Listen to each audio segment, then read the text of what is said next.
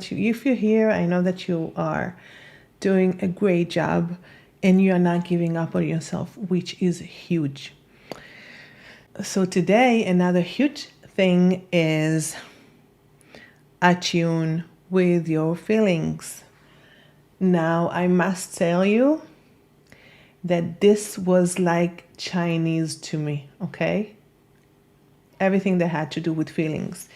Because for the longest time, I had to shove my feelings deep down so well that I never paid attention to them.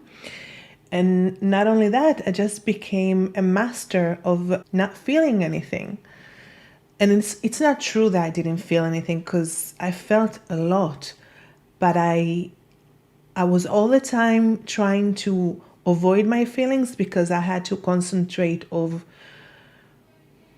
just surviving. When you're in a state of survival, you don't have time to linger on your feelings or to contemplate on your feelings, especially that you don't know what feelings are because you've shoved them deep inside for so long in your life that you don't know what feelings are. And once I remember that I was talking about it with my sister, and my sister is more aware of the trauma that we've went through, because she very sadly she attracted a narcissist into her life, which she lived with along many years, and she was very affected from that relationship.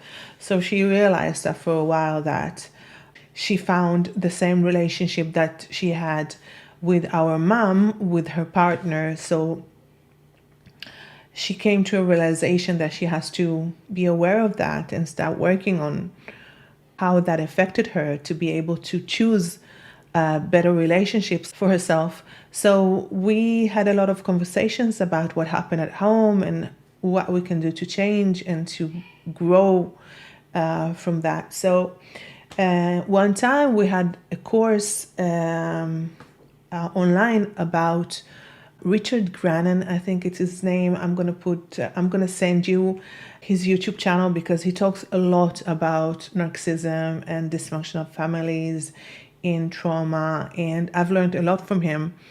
And he has a course that is called emotional literacy or something like that. I'm gonna link it down. Anyway, I'm gonna make a spreadsheet of all the things that I talk about so you can look them up too. So we took that course. It's a very short course, but short and to the point, about emotions.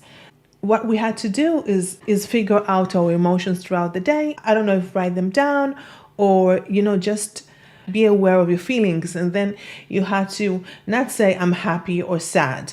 You have to dig deep and try to be more specific about what you're feeling. And the thing is that what happened was that, and he talks about it, that when you suffer trauma, your range of feelings is very small. I don't know if I'm saying it correctly, but I know that you know what I mean.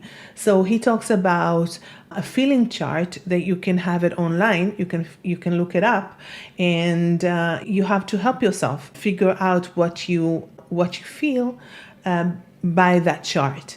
And it's an amazing chart because you have like the main feelings like anger, happiness, and whatever. I don't quite remember.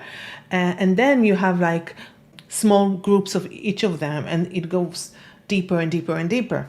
And my sister and I, you have to do it maybe a week.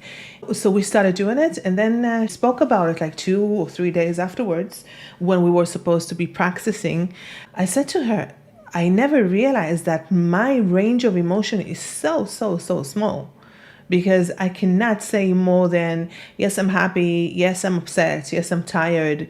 Maybe you can say, yeah, I am disappointed. Maybe that's the furthest that I would go. And that was the first time that I realized that I have all these emotions inside of me. I cannot describe them. I cannot analyze them. I just walk around with this massive stuff inside of me, which are called emotions, and I don't know what to do with it. So that was a big thing for me, realizing that I am so disconnected from my feelings and I didn't even know it. So that was the first time that I realized that. And I cannot tell you 100% that I got a lot better at it. But at least, when I go to my therapist, I get more chance of, describing what I feel. And once I do, I see things differently.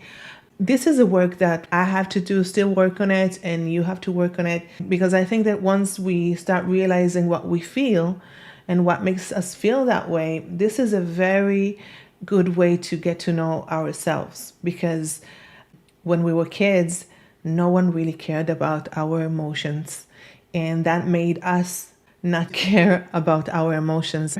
And I think that it's the most important thing that we have to do in our journey to be able to know who we are and what we want to be. It's like our emotions is a big, big, big part of ourselves that we never get the chance to explore that much during our lives. And this today is the best time to start. So go ahead and fill out the question, do your homework, and I'll see you in the next video. Bye-bye.